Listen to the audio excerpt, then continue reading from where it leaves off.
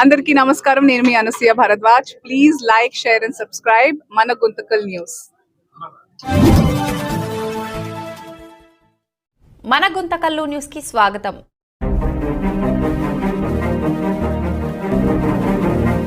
ఓం శుభాయ నమః, సభాయ నమః. గుంటకల్ పట్టణ ప్రజలకు మరియు 50 మందికి సనాతన ధర్మ సాంప్రదాయ పాలకులందరికీ వినాయక చవితి శుభాకాంక్షలు తెలియజేస్తూ, వాగీషాద్య సుమనస సర్వార్థానాముపక్రమే ఎన్నస్త్వా కృతకృత్యాస్తు స్తన్నమామి గజాననం.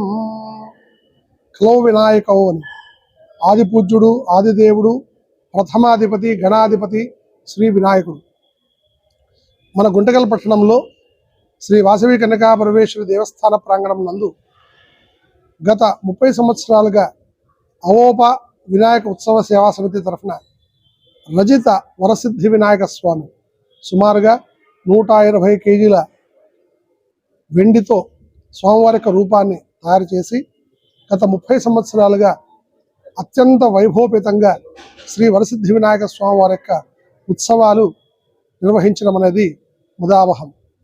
ఎందుకు వినాయక చవితి చేసుకోవాలా, ఎందుకు ఈ వినాయకుడిని దర్శనం చేసుకోవాలంటే, ఆది పూజ్యుడు, విఘ్నాధిపతి, సమస్త గణములకు అధిపతి అయినటువంటి విఘ్నరాజుని దర్శనం చేసుకుంటే మనకి కోరికలు నిర్విఘ్నముగా శీఘ్రముగా తీరుతాయి అని చెప్పి వేదోక్తి, శాస్త్రవచనం.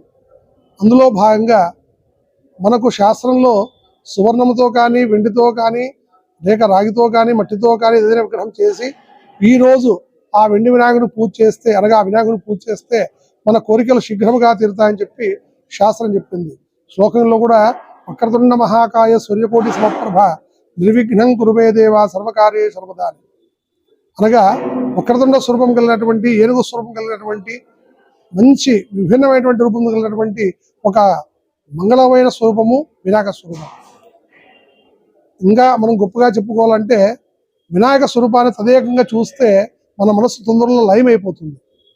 అలాంటి విశేషమైనటువంటి రూపము వినాయక స్వరూపం. అలాంటి స్వరూపాన్ని ఈరోజు మనం 3 రోజులు చాలా సుందరంగా స్వామివారి అలంకరించి ఇక్కడ దర్శనానికి సుమారుగా 150 వెండి పుష్పాలతోనూ స్వామివారి అలంకరించి ఇక్కడ మనం స్వామివారి దర్శనార్థమై, భక్తుల దర్శనార్థమై పెట్టడం జరిగింది.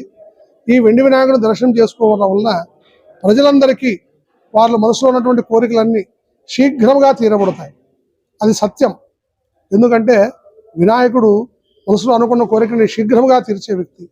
అందుకే ఆయన విఘ్నకారకుడు, వినాయకుడు అంటారు. అన్ని విఘ్నాలు తీర్చే గొప్ప వినాయకుడు అని. కాబట్టి అలాంటి వినాయకుడు మనం దర్శనం చేసుకోవడం వలన మన కోరికలు, మన మనసులోని యొక్క సమస్త కల్మషాలు తొలగి ఆ వినాయకుని యొక్క సాన్నిధ్యం పొందుతారని ఆశిస్తూ అందరికీ శుభమస్తు.